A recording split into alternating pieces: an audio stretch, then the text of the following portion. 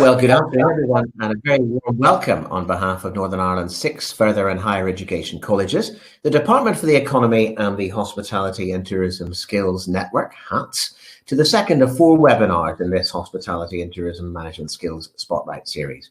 My name is Aidan Browne. I'm very pleased to be here as webinar host today, and it's my great pleasure to introduce our panelists shortly and also to advise you at this stage to all of you joining us online. First of all, thank you for joining us, but you as an audience today are encouraged to leave questions in the chat function for the Q&A at the end of the presentation. So we'll have 3 formal presentations, then each of our panelists will be very happy to answer any questions that you have.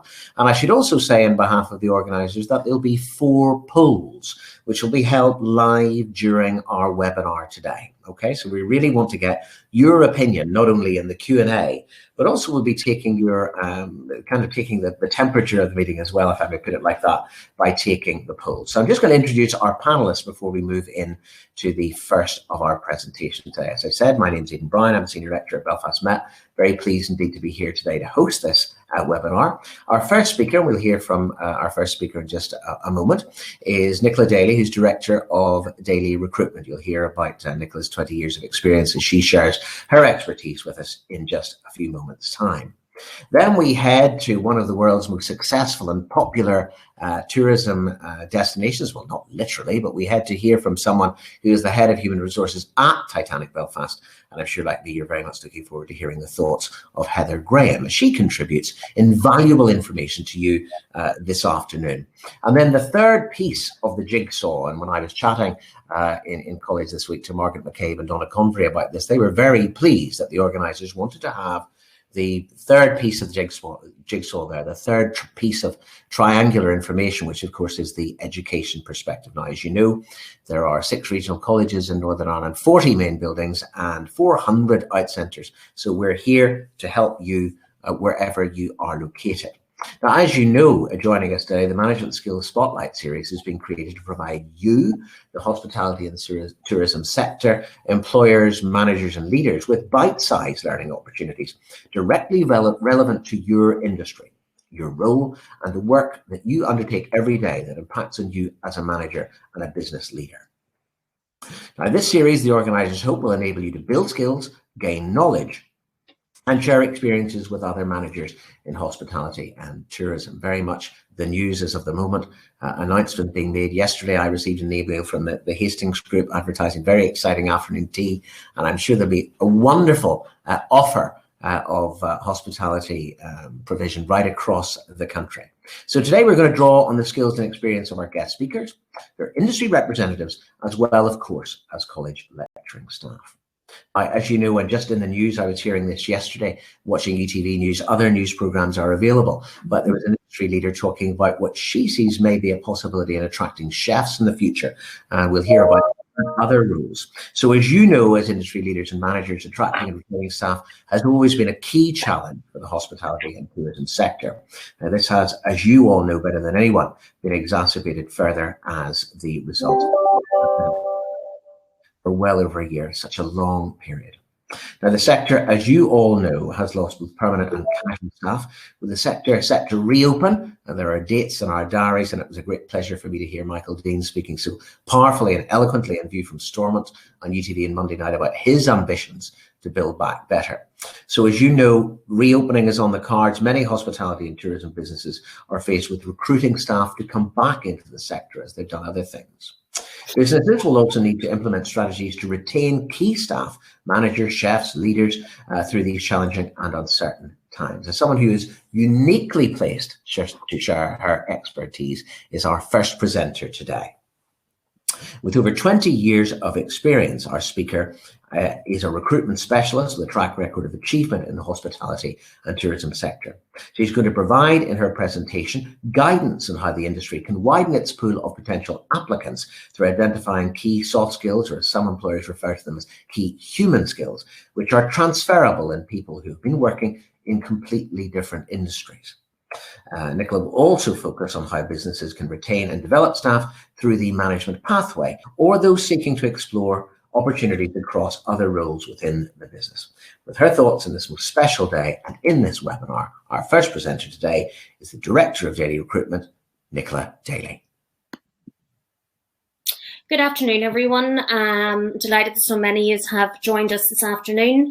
I can only but say myself that I can't wait to see everyone as the news this week and last week emerged for reopening of the industry. It is very exciting. There is a lot of fear as well in terms of the spotlight on attracting and retaining staff. So I'm going to have a look at, from my perspective, in terms of working with candidates and my clients, in terms of giving a wee bit of feedback, in terms of how we can move forward. At the end of the day, we are an industry. Every one of us who work in it are an ambassador for it.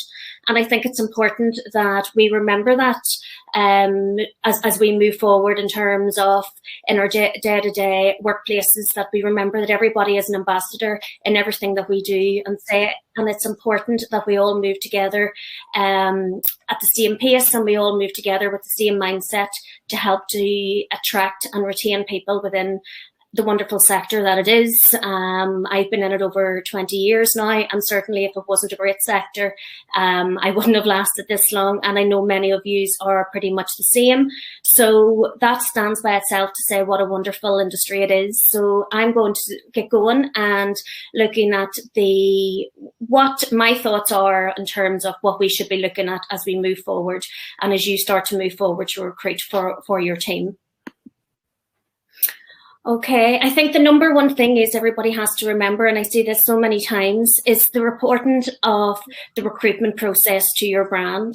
I see so many times where, companies are out with great marketing in terms of everything else, and the recruitment process when it comes to going out with job advertisements and whatnot seems to be, just the two brands just don't seem to meet. So it's important that you have the input of your marketing department behind when you're going out with an advertisement. Also, the advertisement, as if anybody follows me on Twitter, you will see this week that I had just said about somebody who was going out with entry-level roles and asking for 2 years hospitality experience. Everybody has to be realistic in the market that we are in. We're trying to attract and retain people into the industry. And to attract people in, we have to be mindful that not everybody, especially in entry-level roles, are going to have that experience. So we have to be open-minded, look for transferable skills, and see in terms of the key thing, as we all know in hospitality, is personality, people being able to work with customers and develop. So the key thing is, I would say, is look at your advertisement. Is your advertisement really saying what you're looking to attract? Are you blocking anybody from not applying to that advertisement? Because people at the moment, the confidence is low and people don't want any more rejection. The other thing is, are your expectations too high? Are you, in terms of, for instance, in a hotel environment, looking for a front house manager? And I do get this, where people would say maybe 3 to 4 years experience. People in that type of environment are looking to progress.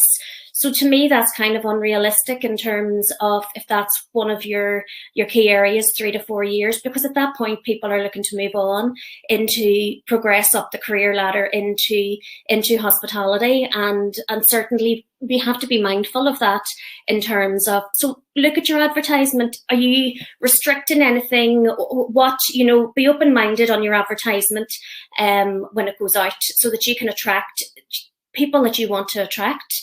And bear in mind that be open-minded to people coming, especially in entry-level roles, that you can train and that they have the personality and you can train on from there. Communication with applicants, this is absolutely crucial, and this is something I see so many times. And in terms of keep the communication open, even if somebody applies for a job and they don't fit the criteria or something, or you could reach out to them and say, listen, can I keep you? You don't meet the requirements for this role, but can we keep you on file to move forward if something else maybe comes in? A simple yes or a no means so much, and especially in these times, and will mean so much to a candidate. Hearing nothing will put a candidate off from applying again because they haven't received any kind of communication. And that's also vitally important to your brand, because people will be talking, as more so now than ever, and people will be discussing the recruitment process. So you want your recruitment process to be one of the best, and you want people to say, well, you know, they came back to me, they're keeping me on file. And it's little things like that that are really, really, really going to impact and will paint a picture for your brand and encourage people to work for you. An interview setting, this is something that I guess for myself, I've been working with and speaking with a lot of my clients over the past number of years on. I think we have to be mindful that hospitality is a hospital environment, and a number of clients have adjusted the interview setting in terms of maybe as much as taking somebody back to the back of the restaurant or just for a coffee and sitting and having a less informal setting. That way you're letting somebody relax, you're letting the personality come out, and you're going in and somebody sitting across the table with 4 or 5 people. At this moment in time, when confidence, you have to remember confidence when people now are coming out of lockdown. And it's the number one thing that I'm hearing from candidates. That is crucial, that you make the person feel comfortable so that you can see the right you can see their personality, you can let them breathe, let them answer the questions in a way that they have prepped for it. And communication to successful and unsuccessful candidates. I have this written into my terms and conditions, and my clients will tell you this. It is vitally important, because I believe it's vitally important for the candidate, and it's vitally important for everyone involved, that we understand why if a candidate wasn't successful. From a recruiter's point of view, this is good information in terms of this helps me to steer the candidate to where that candidate needs to be. Also, it could be a matter that the candidate did do something, but when it came to the interview, just didn't seem to answer the question correctly or things like that. That also going to help the candidate build and prep for moving ahead. And it's important as an industry we remember that. We're all in this together. We all want to come out of it together. And it's all about helping each other as we move forward. So given that communication to successful and unsuccessful interviews is important. And feedback is just, I have it in terms of conditions that from the moment a CV goes in, must have feedback within 5 days, within an interview 5 days, and also any kind of feedback. And that's crucial, because that's me managing my brand, that's me managing my client's brand, and that's me also managing the expectations of the candidate. So that's trying to make the flow happen. And I think that is vitally important. And anybody certainly that has worked with myself will know I'm very much sticking to that, because it's crucial in a recruitment process. The impact of bad recruitment process on brand management, the figure said itself. I can't emphasize that enough. 80% of people say the reputation of a company as an employer is important when applying for a job.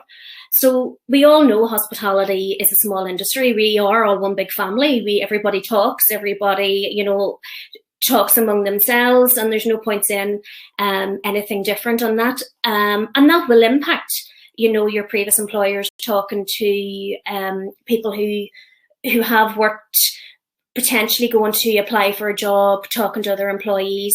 And I would always do that myself if I take a new client on or I'm not sure. I would do my research too, because I also manage my brand from that perspective in terms of, there's good employers, there's bad employers, but I have to monitor and represent the best that's in the industry in line with my ethos and where my standards are in terms of driving the industry forward. I'm very much about career progression, looking after people and keeping people in the industry that we all know and love. But the fact that 80% of people are asking the choice of employer is a huge amount. So you want to be right, you want to get it right, and you want your brand management to be positioned right within the market, so that if anything is, that everybody has had that good experience from applying for a role with yourself. And the 93% will ask industry colleagues. I think that's crucial in itself. We all are have done it at some stage in terms of we're going for a job. We will make a couple of phone calls to see, is this the right person? Is this the right company that I should be working for? Is it the right culture? Is it, there's a number of questions that will be asked before somebody actually applies for a job. And the other thing is, which I will crucially say, because somebody has applied for a job doesn't necessarily mean that person will take the job.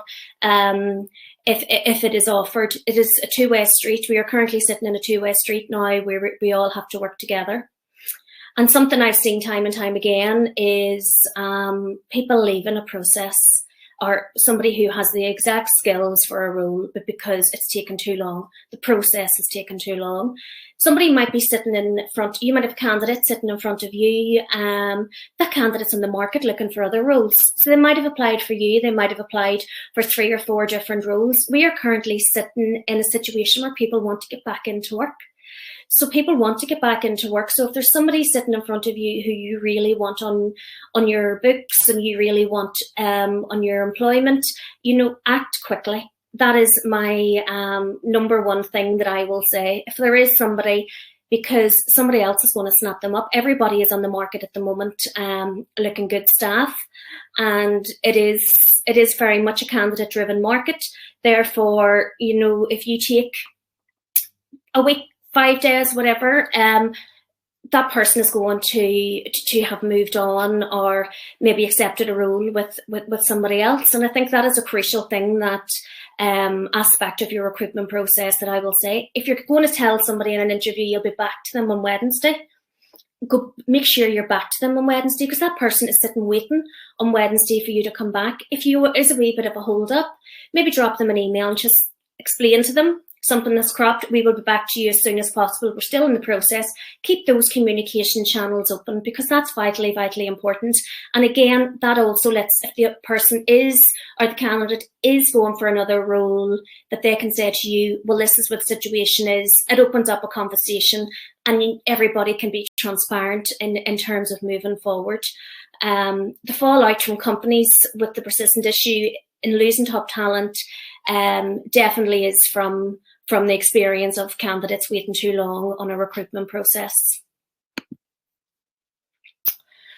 So what is the value in investing in good recruitment? Well, that's what I do daily, and I'm glad to see the phones are back on all week with roles coming in. So it is a very exciting time. I guess the number one thing is transparency, and anybody who has worked with myself will know that I build honest and very open relationships with both my clients and candidates. I take everybody on, but they become part of the Daly Recruitment family, as really what I would say, and constantly keep in contact to see what is happening and what is going on. I am known to be very open and honest, and I don't believe that it's fair in anybody not to be any other way. And I think especially when it comes to candidates, if a candidate comes to myself, I very much assess their skills and, identify. I can tell if a client is looking at a specific item and the candidate doesn't have it, how we can work forward, or what that candidate can speak to a manager on to develop in that area to get to where they want to be. The knowledge. Well, knowledge is a huge thing, and I guess if many of you from the industry that would know me would know that I am very much 24/7 within the industry, constantly seeing what is going on, eyes and ears. So it's important to know that when a CV comes into me, I can quickly identify if somebody has left something off a CV, which I do see that comes in, and I can identify, and I would know the reasons for that. Or if somebody, for instance, has won an award, things like that are all things that I'm able to identify straight away in a CV. Or if somebody is trying to, for instance, somebody has been let go of a job for a reason that, well, not a good reason. And I know that information, but they try to tell me something different. Whereas if they go in front of a client directly, the client will not have that hold of that information. And that is something that I have seen previously before, where I have refused to take on a candidate, and that the client has gone on, but I wasn't willing to put my name to it because knowing that experience. And finding the insight for the right fit To me, hospitality is very much like everything else. Everybody has different personalities, cultures, everybody's different beliefs in what they want to achieve and what their development and opportunities are. So it's vitally important that I work with clients and candidates to identify both, to see where things and where candidates want to go, and in terms of, I want to be part of that candidate's career journey, and I want to help an employer find the right people and people that will stay and develop within them, because that's where I get my buzz from, in terms of seeing growth and development from within the industry and people who I have placed. And there's nothing as much as I love as candidates coming back to say how much they've loved to place and it was a great fit. And I think that is crucially important, and that is part of the success, certainly, of Daly Recruitment. As I said, it's important to look for transferable skills. We are looking personalities. We are looking people that are customer focused, that can deal with customers, and that are very much interactive. Anything else can be taught. You know, you can teach somebody how to carry a plate. You can teach somebody how to carry a cocktail to the bar, but you can't teach somebody how to interact with people. That is in the person themselves. Whether you're welcoming somebody to a tourist attraction, whether you're delivering an event, whether you are bringing somebody to their table in a restaurant, all those need a people person, as we all know. So if you look outside that sector, retail has been hit extremely, extremely badly. With a number of high streets. You only have to look at the high street in the city centre itself to see the impact. But if you look towards those other sectors and even into call centres, there is talent coming from there. People who want to move and want to develop within hospitality and see it as an area and a successful development area, because the truth is, it is a very fast growing industry, and when we come out of lockdown, there's going to be so many opportunities, and people will see hospitality. All of us working together can show that hospitality is a great industry to work in, and the career journeys that many of us very much have been on over the years. So retaining your team. This is a big one, and this is the one question that I get asked all the time. And I have put down my main reasons here in terms of main reasons I get when I speak to candidates and why they're seeking a new opportunity. Many feel respect and value, that they're undervalued in work. And a simple thank you can mean so much to somebody in terms of in these times for doing something. We also have to be mindful. We are coming back in. Staff have lost a lot of confidence, and they're going back in and they are seeing face to face with customers. That confidence has to be rebuilt, and we all have a part to play together, working together to rebuild everybody's confidence within the industry. So just bear that in mind as people start to come back into work. And when they are in work, that you value the work that they bring to your organisation, you value and respect that all those little bits help motivate and put people on forward. And now more than ever, I think it's a key thing that we do have to consider, especially with the impact of lockdown has had on mental health. It's a huge consideration that we have to take on board. Development, been overlooked for internal promotions. Sometimes this does happen, and it is a reason why people do leave. It's people have been there years and feel they've been overlooked. My advice there to do is, and this is what I do with my candidates, and it always has a huge success, is to, rather than just say no, look down and think, put a plan in place, look and see how that person, why they weren't the fit, why you think they didn't fit the criteria. Have the conversation and look and put down a strategy, put down a plan, how you can maybe get that person to develop into those areas. So show that you're working together. You want that person to develop within your company, and put a plan together. Should it be that person needs more access to maybe the financial aspects, to move more into management, we'll sit down and look at that, include them in those conversations, and let them know that you are, giving them the time and the place, and you have identified that, but you're also working with them to achieve, so that you are growing them into the role and where they want to go. Otherwise, they are going to leave and they are going to go to somewhere else, because there's only so many times a person will take an internal promotion before they feel very undervalued. I think also recognising the importance of work-life balance. I think more than ever, as we come out of lockdown, this was a problem before COVID, and I certainly think COVID has established it as a bigger one going forward. People want more work-life balance. A lot has happened over the past year in people's personal lives and work lives, and people have identified now that they want to spend more time at work or at home at work. So they want to spend more time with their family, and they want to utilise. And so it's up to the organisation company to sit down and to see what pattern works. There is night shifts, there is day shifts, and there is weekend. That is hospitality, and people need to recognise that and understand that as well. So that is also a two-way street. But it is important that that is identified and that is balanced out with the team as much as possible. Additional unpaid hours. I have had about 100 conversations in the past 2 weeks in relation to this with people from locally, from across Ireland, and right into the UK on this. This is now a thing of the past. Working additional unpaid hours will just not be tolerated as we come out of lockdown. People will not stay. This is going to be the number one thing where people are going to leave, and people have said it time and time again, and I'm hearing it time and time again from candidates, that they are not going to work where they're not going to get paid for their hours. I think we also have to bear in mind as we come out, we are working as an industry. We have to work together on this, and we all have to join together and say, let's start to paint the picture of the wonderful industry that we are, not go back to where we were before COVID, of being known for working unpaid hours and everything else. And together, it takes us all working together to be able to achieve that and to move forward. And that is vitally, vitally important. It's bad for your brand, it's bad for your recruitment, and it's also creating a bad reflection onto the industry. So together, if we move forward, it is crucial in that. And checking in on your team.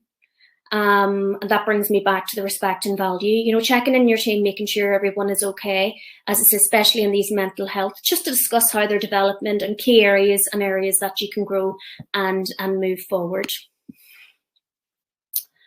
I follow a couple of these companies online, hotel, hospitality online, and I love this idea, and I think this is a really, really, really, really nice idea. You have 45 Park Lane, you have the Ritz Talent, and you have handpicked hotels. That's only 3 of a variety. All have company pages online where they showcase their talent and the staff that they have. You were showcasing to potential employees the success and stories, employee stories, obviously posting with their consent. But I think it is a lovely showcase, and it showcases to the many people who will be looking for roles why they would choose your company over another company. Why do we want to work for you versus the person next door? Because your company culture, what you do, and the success stories that the internal promotions and things that are all having an impact as we move forward. So I would suggest you look at those, because I think they're really, really lovely, and I think that they really are a nice asset for companies to have. I think it's important we all recognise that we all have a role to play to encourage to retain hospitality staff. From part-time school workers, a first-time job has a huge impact. I know many hospitality leaders at the moment who came into hospitality when they were 14, 15, worked when they were very, very young, went through university, didn't study hospitality, maybe studied something else, but kept in hospitality because they enjoyed it so much as their first job. And I think that is the one thing we all have to bear in mind. That is our first engagement with our industry. We need to keep them, and we need to kind of create a good environment, let them see it's a wonderful industry, and that in itself will progress and will help us future-proof our talent pipeline for going ahead. Encourage and work with work experience students. I know in times people can get over, things can be busy and whatnot, but we have to really encourage students that come in, engaging with teenagers that come into your premises, all showcasing what a wonderful industry it is, just chatting to them, and it's just putting the thought of working in hospitality on their radar. And the one thing that I will always say, do you ask employees while they're leaving your company, why are they leaving? Do you use this information constructively? Even one wee small tweak to that information could change a lot in terms of you retaining other staff. So the biggest factors contributing to positive interview process include the providing 50% say that being provided with all, 50% being provided with all interview information in advance in terms of job descriptions, all the information on it. It lets people prepare. It gives people that bit of information that they need. And I will always do that with my candidates. And if you've been a candidate of mine, you will know that I will always sit down and go through interviews and everything with you. But 50% is half of the workforce that you're trying to gain will be using that. And 53 getting feedback from a company. And that is a crucial thing. So that's also a huge figure in terms of for consideration when it goes back to showing one of the key points of feedback. I will say interviews are now a two-way street. Just because somebody is sitting in front of you does not mean that that person will accept a job. It's how you deliver that interview, and it's how you as a company, business come across to also attract that person. So making that person feel comfortable, give as much detailed information that you can, because information is also there for candidates that if they want it in terms of Glassdoor, asking industry representatives, so it is yours. The person is in front of you for a role, and it's up to you to keep that person, attract that person onto your team. So the key things will be make the person feel at ease, give the interviews a feel for the company and its perks. And when I say perks, I'm not talking we are past now in terms of free company lunches or putting in free staff uniform. They're all essential for criteria for work. And to me, that's all part of people want to see more. People want to see the likes of mental health and just that work-life balance, being able to work as a team and team days additional, or being able to progress or undertake various courses that will help them as well as a progress. And also when you have the people on site, give a show round, make them feel, give them a feel for the property, give them a feel for the people. And this will also help to develop a conversation and progress things along. And then it's up to you to offer or decline. But always remember, you want people to work for you. You need people to work for you. And we need to make people feel that this industry is a way forward. And we can only all but do that as a team. So I hope you find that informative. And that's just giving you an outlook from my perspective from Daly Recruitment and working from the industry. You can find my contact details there. We're on Twitter, Instagram, and on LinkedIn. And if you have any questions or you want to get in touch, please feel free to do so. Hope you enjoyed and look forward to seeing everyone soon. Thank you very much indeed, Nicola, for that very passionate, impassioned and driven presentation. You really are right on the money there in terms of what's happening in the sector. We greatly appreciate you sharing your expertise with us today and your willingness to participate in Q&A later on. Just a couple of things which I would draw out of that. Nicola talked about answering questions. All the panelists are going to be keen to do that, and the polls are up there right now. Hugely helpful for the panel if you're posting a question chat, that you just say which part of the business, the sector that you're in, so that they can tailor that to you. A couple of points there. I thought it was, and I wrote it down when Nicola said it, that we approach the next part of the business with excitement and fear. Interesting point about everyone being an ambassador. I watched with, kind of behind the settee on Monday night, Basil Fawlty hosting his gourmet night. I think we've all been there and enjoyed that, but been slightly traumatized by it as well. Made me think of a conversation that I saw a couple of years ago in the Murray Golf Club. A young barman, Andrew, lovely guy, chatting to 4 golfers who were over for the Open, and they had played in Murray that day. And Andrew was just when he was giving them their drinks, telling them about other courses that they could play in different tourist attractions. And I thought, well, that is absolutely what Nicola was talking about there, the ambassadorial role of each and every person working in the sector. If I were summing up everything that you were talking about the transferable skills, the human skills, and all of that, the importance of communication. There's a fabulous person working in film and TV, Mark Zickery, who works for Paramount, Universal, Sky, all of that. And he sums all of this up in terms of recruitment as treat people the way you'd like to be treated. And I think that was a very important part of what Nicola had to say to us today. And we certainly enjoyed that. We look forward to hearing a little bit later from you in the Q&A later on today. So thank you very much indeed, Nicola. So I mentioned earlier on that we were going to be, as well as you having the opportunity to chat and to post in the poll, but we're heading to one of the greatest visitor attractions in the world, just very, very close to where we are in the great city of Belfast. So Head of HR at Titanic Belfast. Heather is a skilled HR professional who has worked with great success and great achievement in the hospitality and tourism sector. She has vast experience across in-house recruitment, something that Nicola talked about. Training and development, absolutely critical as we move forward. The important area of employee relations, performance management, team building, and policy management. With her thoughts at this very, very special occasion, it's my great pleasure to introduce on behalf of the organisers, the Head of HR at Titanic Belfast, Heather Graham. Thank you, Aidan, for that lovely welcome, and thank you to everyone who's been involved in putting this series of webinars together. It's been a really strange time for the industry, but it's great to have a platform such as this to provide support as we now prepare for reopening. As Aidan said, my name is Heather Graham and I'm the Head of HR at Titanic Belfast. For those of you who aren't familiar with the business, we are a world-leading visitor attraction and we're located on the slipways and the exact spot where RMS Titanic was built. My role at Titanic Belfast covers everything from recruitment right through to when an employee leaves the business. And that includes everything like induction and training, well-being and performance management. The expertise in our team spans a multitude of specialisms, including visitor experience, retail, hospitality, sales and marketing, finance, facilities, and the list does go on. So it's a challenge for us to attract, recruit, and retain across this broad spectrum of roles within our industries.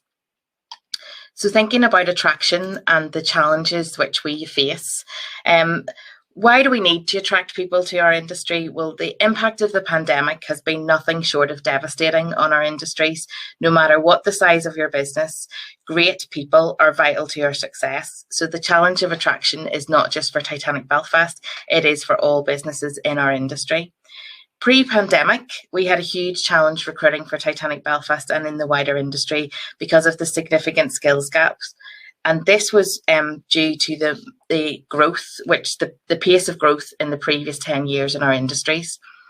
Furthermore, we were also facing the challenge of Brexit and the impact this was having on the migrant workforce, as well as the retention of our teams. We will now have the added challenge of the reputation of our sector post-pandemic. Nothing through any fault of anybody in the industry, but the stability of it as a career choice because of the significant impact of the pandemic. Businesses such as ours have experienced attrition throughout the last year, compounded in many cases by redundancies, and therefore we will have lost vital skills and experiences as a result of that pandemic. If we can't attract to our businesses, we aren't going to be in a position to grow when we are allowed to reopen and those markets open up again. Thinking of the core challenges which we face in relation to attraction, I want to talk about some of the solutions that we can consider. Titanic Belfast is part of HATS, the Hospitality and Tourism Skills Network. The core purpose of this network is to address talent attraction and retention in tourism and hospitality through collaboration of private businesses and key stakeholders. On an industry level, like Nicola touched upon, collaboration is going to be key to our success moving forward. We're going to need to rebuild this industry together. And the work of HATS is focused on 3 strands: engage, attract and retain, and these are really pertinent as we move forward. We've had to establish our profile as a best practice employer, and we've done this through sharing our company culture, our ethos and what we do, through setting up links with our local schools, with colleges, with universities, and encouraging those at decision-making stage, like at GCSE level and before, to think of our industry as a viable career opportunity and to encourage them and to start to build that passion for our industry at a very early stage. We've also participated in profile events for the industry, events run by the Northern Ireland Hotel Federation, Hospitality Ulster, and those to name a few. Organisations such as the Springboard charity are also doing great work in this area in Northern Ireland. They're UK-wide and their vision is to future-proof the talent pipeline for hospitality and tourism. They've got various initiatives running which employers can get involved in, and this is all about attracting young people and building that future talent pipeline. We've worked alongside local councils as well on a number of initiatives and organisations such as Orchardville, and we have been lucky enough to have several of their service users working with us over the past 5 years, and the diversity and opportunities this has brought to our teams has been brilliant. What I would say is to choose the opportunities which are right for your business. There are lots of opportunities out there, but we all have finite resources and we can't spread ourselves too thin. So think carefully about what you do. So once we've attracted people into our industry and we're thinking about recruitment and that process, which Nicola has touched upon in today, what does that look like actually in the business if you're doing it from an internal perspective? The role you're recruiting for, you have to think really carefully about that. One of the first managers I ever worked with in recruitment setting was, he told me that your problems either start or end at recruitment, i.e. you get it right and it all goes well, or you get it wrong and you end up with more problems. And this just isn't in the context of the person you bring into the role, but also the role you're recruiting for. So when you're thinking about any upcoming recruitment you have, try to look at it with fresh eyes. When we have an opportunity, we try to think about the business and what our objectives are. What are the projects we have in the pipeline and what we need from the role we are recruiting for. Particularly relevant in customer-facing roles at the moment. If we're recruiting for roles, we also need to be thinking about our customers, their demands and their expectations, and how we can meet these through the people we have working in our business. Post-pandemic and looking forward, we're going to experience a challenging recruitment market. It's going to be very different than pre-pandemic, and there will be lots of candidates in the market, but their priorities will have changed, and we need to overcome any fear they have about working in our industry, given the negative impact that the pandemic has had. We need to be clear with everyone when we're recruiting what the vision is, whether we're working with a team in-house or working with an agency partner like Nichola. It means that everyone is pulling in the same direction and working towards the same goal instead of everyone working on their own agenda. So thinking about it, not just replacing like for like when you have an opportunity, whether that was pre-COVID or post-COVID, we've always approached in that manner. The pace of our industries are so fast and nothing stays the same. It's important to always give consideration to what change is necessary. The demographic and demands of our customers will be very different than pre-pandemic, and this is also likely to apply to the talent pool from which you will be recruiting.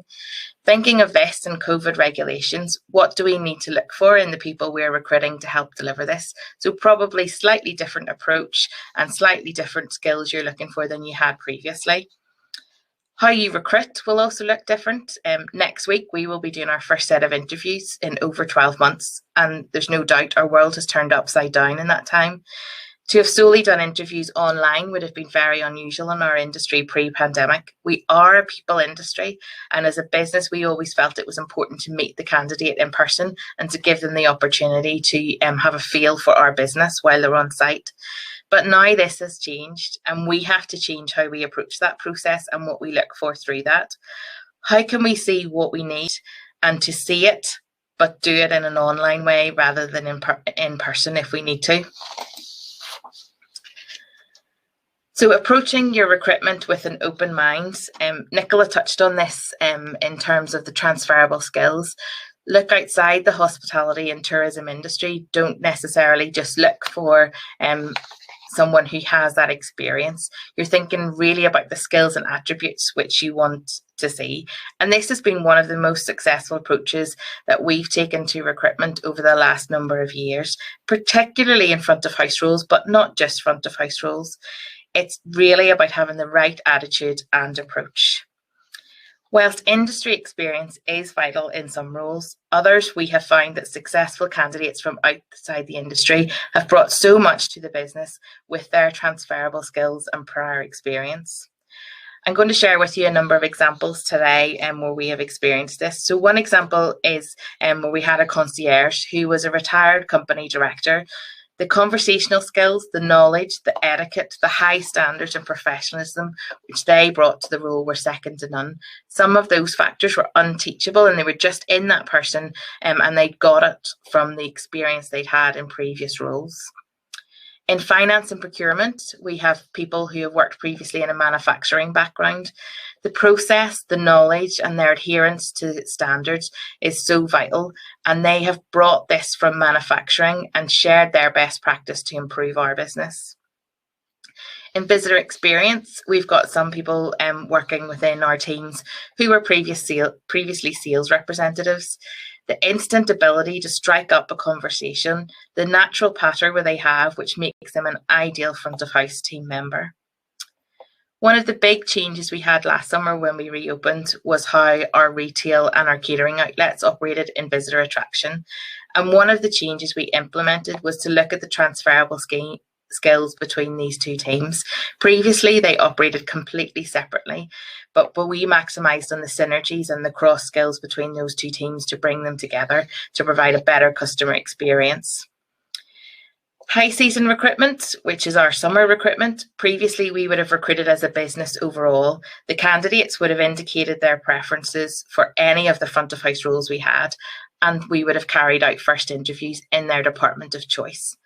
But if that manager felt, actually, this person would be really great in our business, but I don't think they're just right for my department, we developed a transfer process and they were referred to another department, had a second interview within a few moments, and that meant that person quite often was given an opportunity within the business. Otherwise, we might have lost them if we hadn't looked at it from a business-wide approach and not just simply a single role. It's important to remember the intricacies of the industry can be taught. So think about the fit with the culture of your business and how you will assess that in the recruitment process. So we've recruited all these great people. How do we keep them? Nicola shared some of her top reasons around retention, and I know Roisin did in the webinar last week. There are a multitude of reasons of why employee retention is important. I've picked a few to touch upon today, and these are in no particular order. But taking the first one, employee morale and satisfaction. This gives us a stable and cohesive team, and it can improve your morale and team satisfaction. Respect and the value in your team, they are vital to the success of your business. If we're able to retain expertise and talent, the lower the turnover of our teams, it means we can keep that within our business and improve our customer experience. The good staff retention means you do retain that experience. That in turn affects your customer experience. And as you can now see, all these reasons become interlinked. Naturally, if you have good staff retention, you'll have a reduction in time spent recruiting and training, unless of course you're going through some growth. But when you're constantly doing basic training to induct staff because you have a high turnover, this means you don't have the opportunity to provide development opportunities for your staff who've been there longer term. So if you can retain a team, you have a better opportunity for that, including opportunities to upskill, for example, in management training, or perhaps reskill in something technology related. Good staff retention also helps you to build on the strength of your employer brand, which helps you to attract talent, as Nicola touched upon. As you can see, these really are interdependent. In respect of the position we're at the moment, in terms of the very unique circumstances we have and preparing for reopening in terms of COVID-19, there's some really important factors that we're going to be looking at in terms of retaining and reinducting our teams, which I'm going to share with you. Firstly, we've essentially been closed since October. We opened for a couple of days in December, but throughout that period of time, everyone has had their challenges. Whether they've been a key worker throughout, whether they've been on flexi furlough or full furlough, it's not straightforward and it's a lot to process for our individuals. Our work and personal lives have been turned on their heads over the last 13 months, and we want to make sure when we bring our teams back this time, we do it and they feel empowered and confident to come back into the workplace. So our priority is to harness the passion our teams have for the business, to focus on their well-being and to remove the fear which they have about returning to work. We're thinking about how we're going to get our key workers back on site, how we're going to get our furloughed employees back, and how we're going to integrate new team members, and how we're going to build their strength and protect their resilience over the coming weeks and months. Now that we have an indicative timeline for reopening, we've been putting in place a plan and we're starting to share that plan with our teams. Our reintegration strategy focuses on our teams at a department level, but also time for individuals as well. We've got 7 core strands. We've got staff communications, because as the first point of this, we really want to make sure everybody's kept well informed at a business level. We have an internal comm system which we use, but there's other ways around it: telephone calls, Zoom meetings, emails that people can use to keep their staff up to date. We'll be providing business updates, but also industry updates to really start and reignite that passion that people have for our industry and get them excited about coming back to work and what our regrowth might look like. We are also going to be looking at team charters, and this is to help us get our teams back together in small groups, get them excited, enthused about them returning, and let them agree their team values and how they will support each other during return and reopening. In terms of pre-return information, they've been away from the business for a long time, so it's about touching base in terms of simple things like, have they moved house? Are there any of their personal details have changed? But also to ask about, has anything significant happened in their lives that we aren't aware of as yet? Have they had bereavements? Has there been anything in terms of family life that they're concerned about? Have they got childcare challenges over the next few months? Can we help support that through showing some flexible working, coming back part-time? Are they ready to come back full-time? And also if there's been any medical updates, so that we can look at risk assessments and also putting in place any measures which we might need to. With all of this in mind, it's about providing transparency so that when there are no surprises when they get back into the workplace and the business reopens. We'll also have individual welfare check-ins to talk about the pre-return information which they provide. So there'll be an actual conversation with their line manager to follow that up with as well. We'll do any risk assessments that are needed, both on an individual level and a company-wide level, relating to COVID-19, but also perhaps a medical condition might have been diagnosed when we were closed, or someone might be pregnant. So it's just about making sure all those things we would have done as normal when business was operating as normal, that we get those things restarted and at the forefront of our mind. We'll also be doing a number of online training sessions with our teams to get our mandatory health and safety, our evacuation, our customer service, etc., all back up to date before those doors open, as well as COVID safety and well-being. We're trying to make sure the teams are comfortable and confident in dealing with the challenges which COVID will bring to the business, and in dealing with our customers' expectations, to make sure they still have a great experience while they're with us, but we keep everyone safe. And in the final week before we open, we'll have some on-site training and refamiliarisation, get everybody back into the building, let them get a feel for it before we open those doors to our customers. As I said, our core purpose with this is to provide reassurance and to make sure our teams feel empowered and supported on their return. It's going to be a big adjustment for everyone.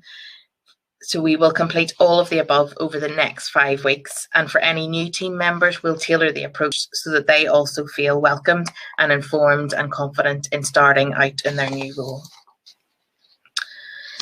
So once we've gone through this process over the next 5 weeks, and once we get reopened, there are some things that we'll be looking at in terms of retention on an ongoing basis. Once we're back in the workplace, we feel it's really important that our line managers to continue to provide emotional support. And I also think it's important as managers to recognise that sometimes you need to seek support if you feel out of your depth with a matter which an employee has brought to you. If you have an employee assistance programme, refer them there, or do seek support from a local charity. There's some great specialist organisations doing amazing work on our doorstep, so don't be scared to reach out.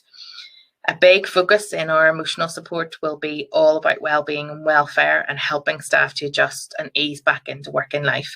Their priorities will have changed significantly over the last year, and we need to work all that out and go on that journey together as a team.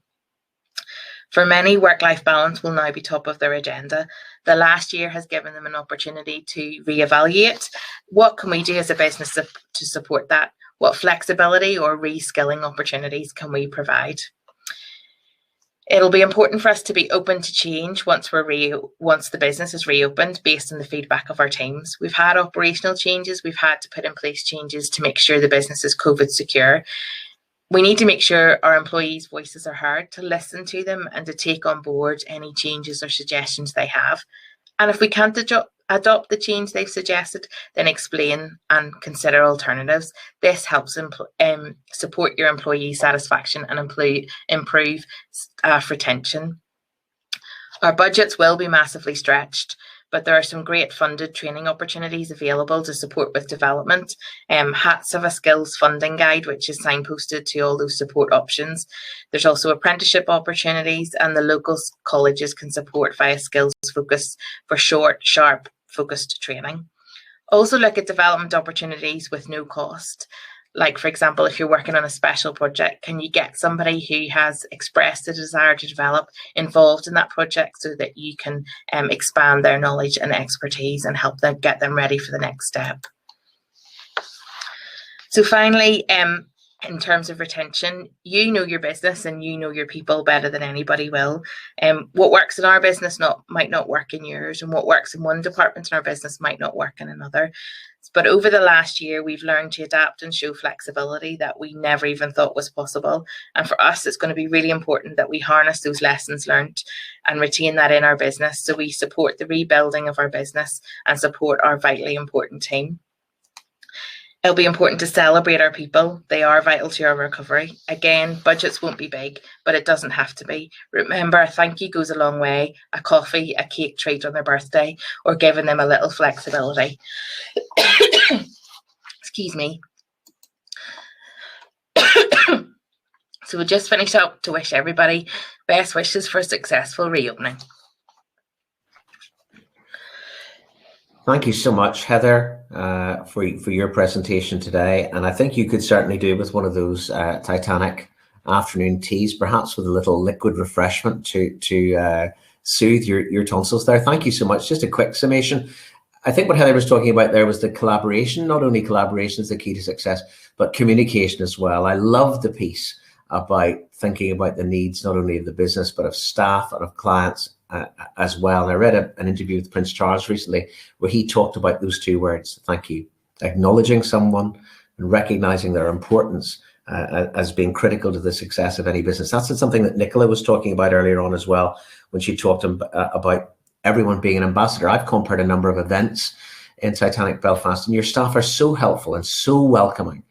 And it's great to be there. And you talked about your concierge. I just looked up there when you were talking, Heather, a review on TripAdvisor, and it says an American visitor said, when visiting Titanic Belfast, find Jackie, the head concierge. He is amazingly helpful. Well, certainly in my experience of visiting Titanic Belfast, all of your staff are amazingly helpful, and we're very, very grateful to you for that.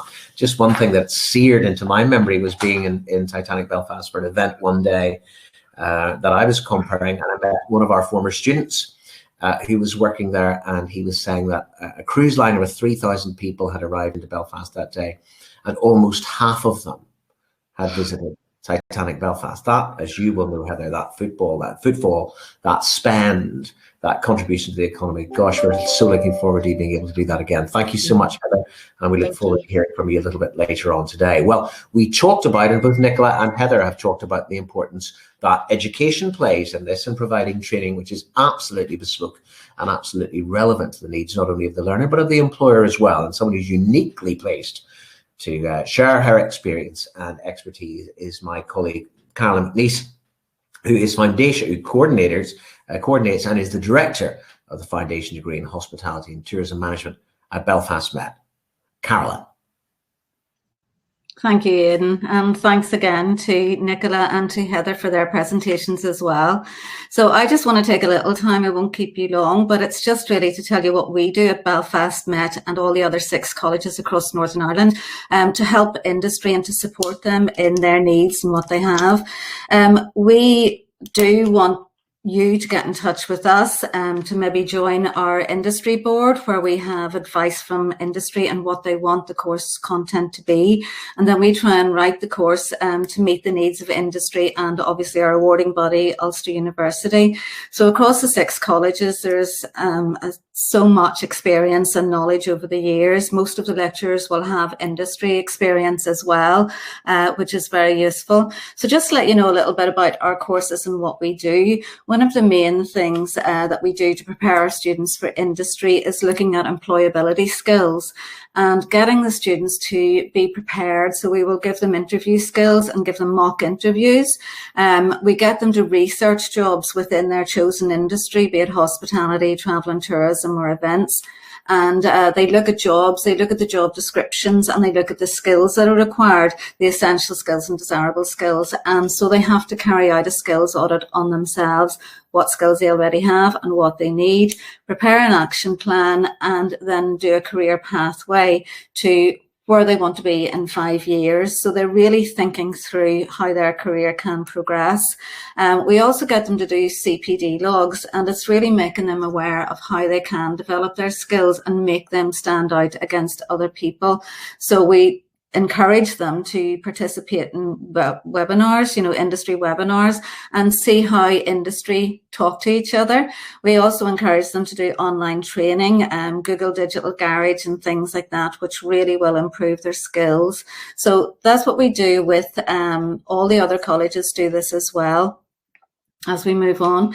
So facilitating industry in recruiting staff, we can do that in different ways. And if you are a large organisation and maybe doing group recruitment for seasonal jobs or one-off group recruitment, whatever the case may be, we can help you out. And just to give you an example of some of the organisations that have come through and carried out group recruitment, Stena Line actually got a bus and took all the students out to the ferry and took them around the different departments within the ferry to actually see what each job was. So it wasn't just one job on the ferry. And then at the end of that, they had an application process for the students who were interested to apply and get a job. And that was a seasonal job, but then some of them were offered to stay on. We've done something similar with Swissport at the airport. They have come into the college and spoke to whoever, any amount of students that wants to come along and hear the talk.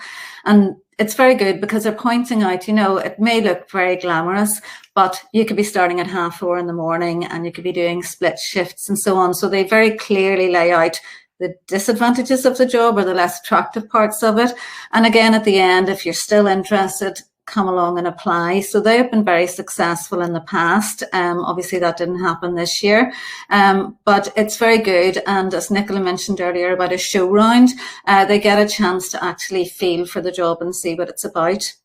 And just to let you know, we have a cohort of students in hospitality, events and travel and tourism who are finishing in May, around the middle of May, and they will be all looking for employment. So if you have anything, if you're looking for people, please feel free to contact us. The details will be available for all 6 colleges at the end. So whichever one you think may be more relevant, you can contact them and see if we have any students looking for positions.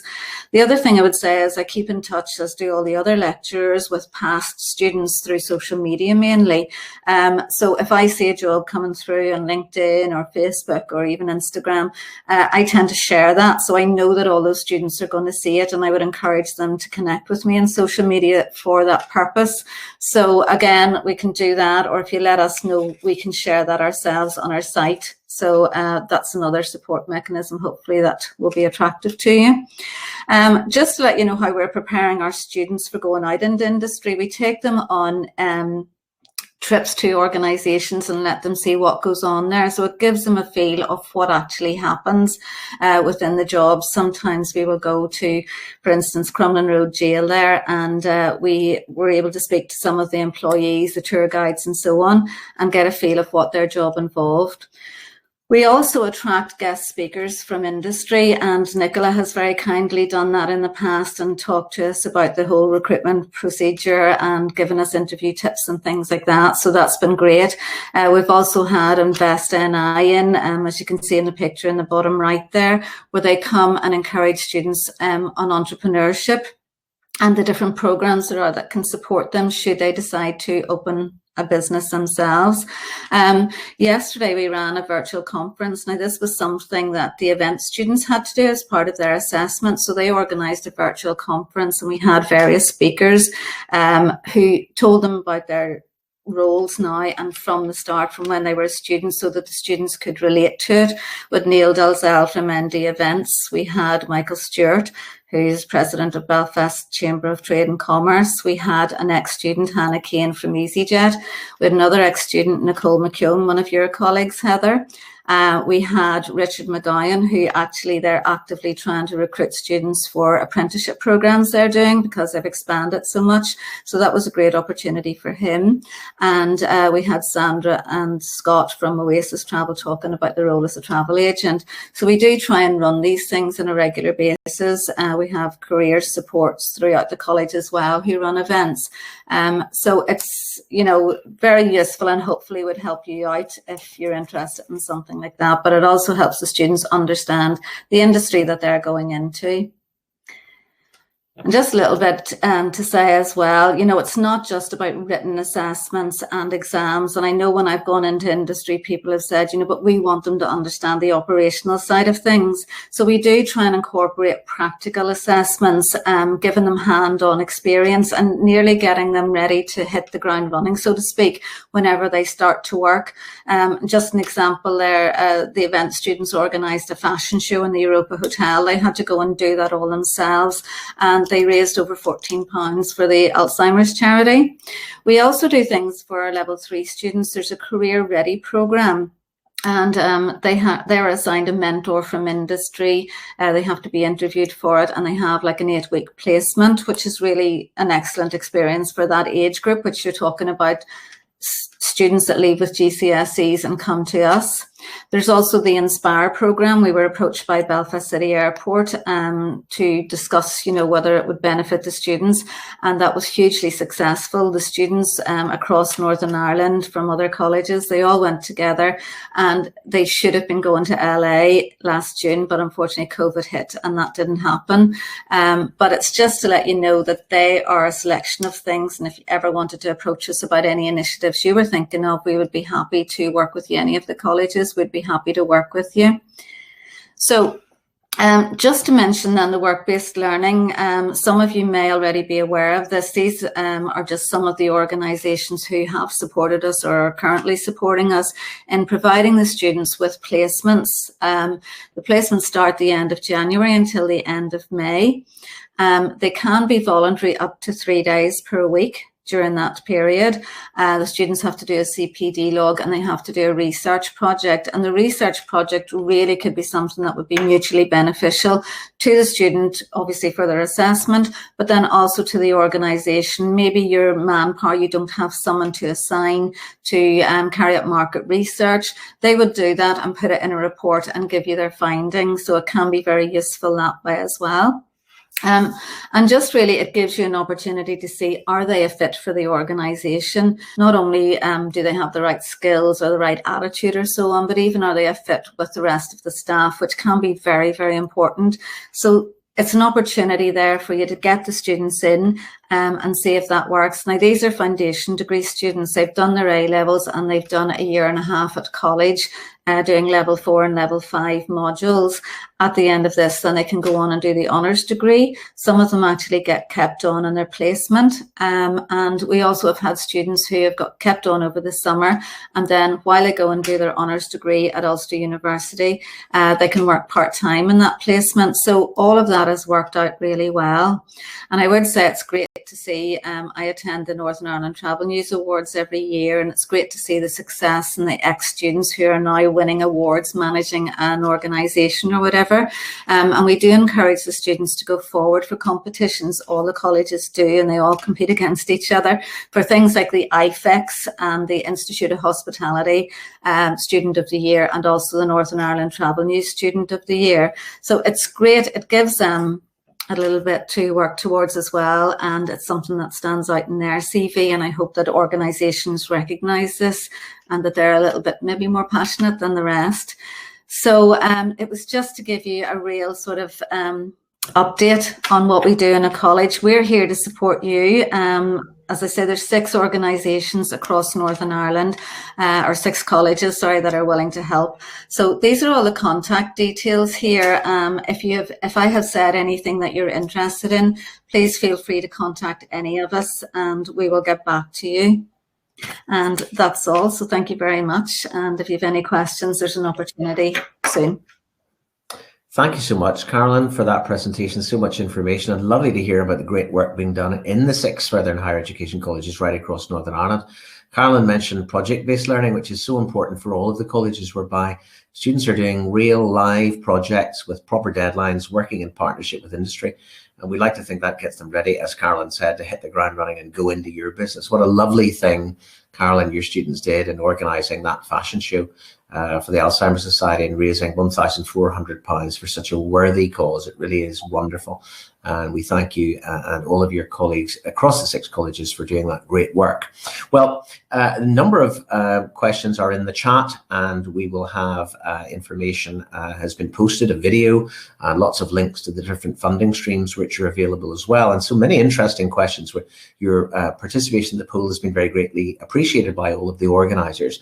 But a couple of questions have come up here, and Mark Rice echoed the points which Heather was saying about how lovely it is to look after staff and their mental health and well-being and make them feel valued. Terribly, terribly important in every industry, as you know.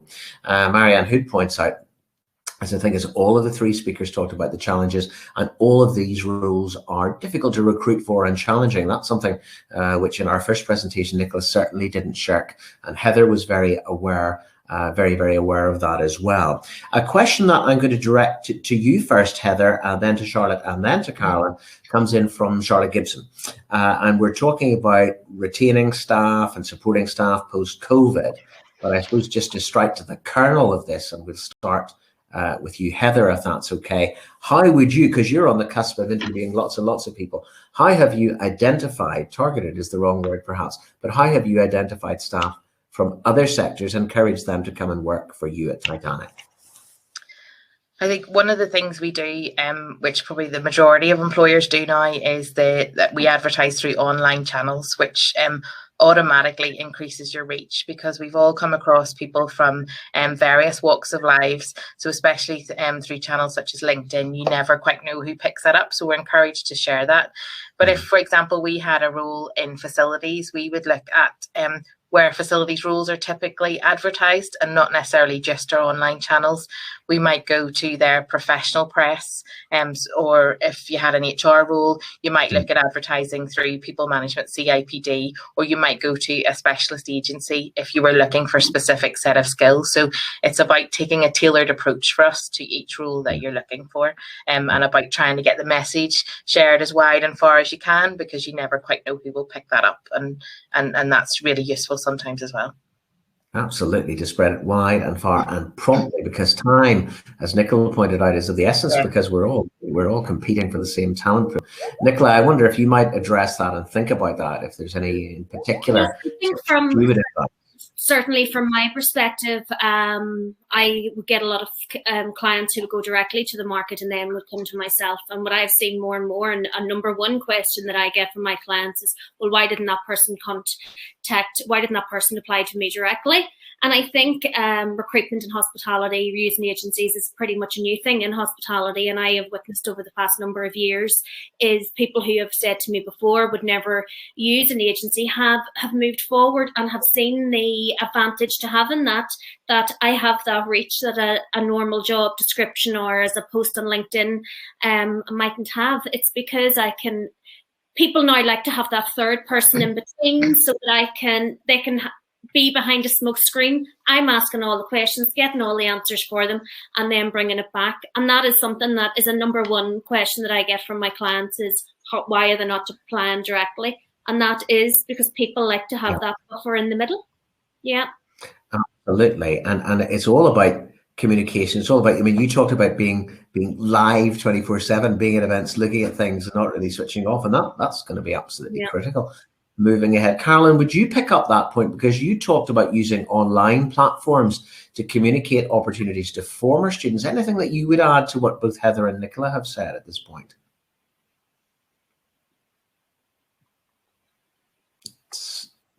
Sorry, Carolyn, I think your microphone may be muted, Carolyn.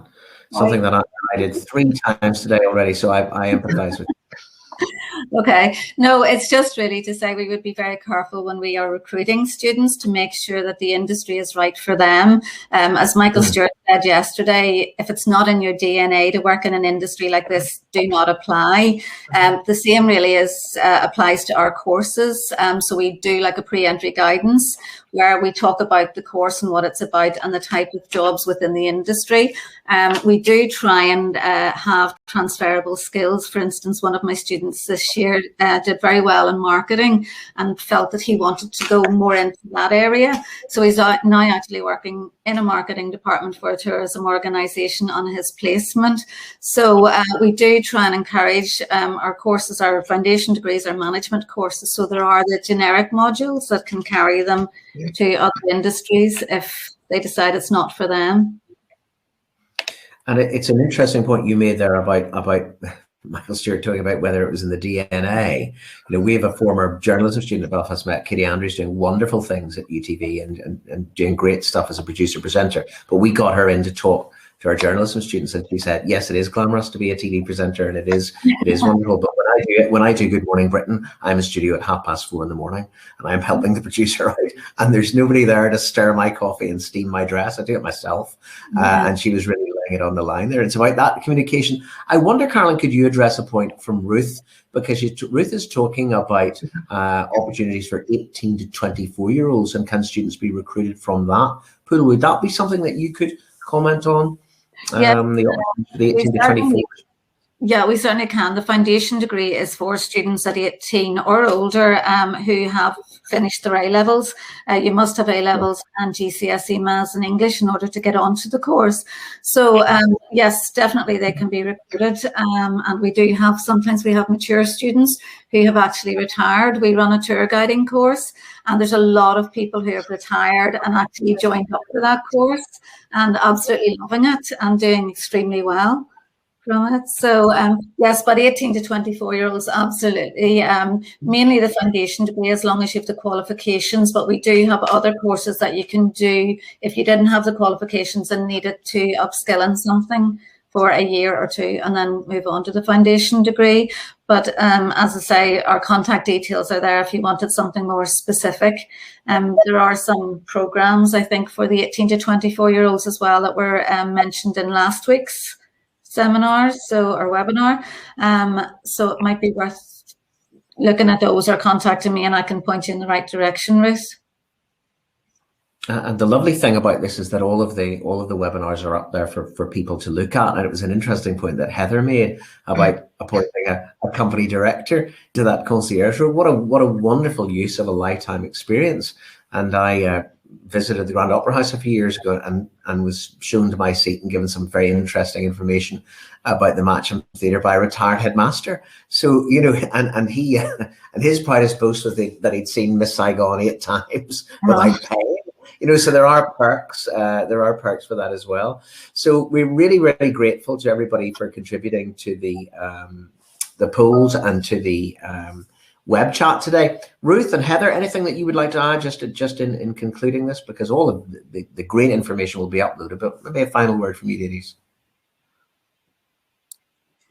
I just think that it's very much thank you to everybody and wishing everybody the very best of luck, and that we all do have to be mindful that we do are coming out together. We are, as I call it, one big hospitality family, and wishing everybody the best of luck. And if I can help across the way, please don't hesitate to reach out. The phone, as I say, has been ringing the past couple of days with new roles coming in, which will be got up on the website. So give me time to get those done, and Daly Recruitment will be working to get the industry open as best as we can. Thank you. Well, one of the things is about looking after your staff and their well-being. You look after yourself as the business owner. That 24/7, you got to take a break at some time. I live breathe hospitality. Anybody knows that. Well, we're very grateful to you, because it's going to take every single one of us, including leaders like you. Heather, would you like to close for us today with any of your thoughts, please? Yeah, just to share and to echo what Nicola said, really, just to wish everyone all the very best over the next few weeks. It's exciting and a little bit daunting for everyone, but hopefully this is the last time we're going to have to reopen, and that we can rebuild and grow, but we will only do that together as an industry, and we will have to work together, and it's a really exciting opportunity. So there's lots of fun ahead and lots of hard work, I think. Lots of hard work, lots of wonderful contributions from you as leaders, both in education and the sector. We're very grateful to you. We thank the organisers. We thank everyone at the 6 colleges who has made this possible. We thank everyone for joining us today. We hope you find it to be very useful indeed. And don't forget to visit the website to review and evaluate everything which you've heard today. Thank you for stopping by. We'll see you again next week, when Siobhan Mulvenna will talk about some of the wonderful opportunities which are available for employers, specifically in the area of recruitment. Thank you for joining us, and have a very pleasant evening. Thank you. Thank you.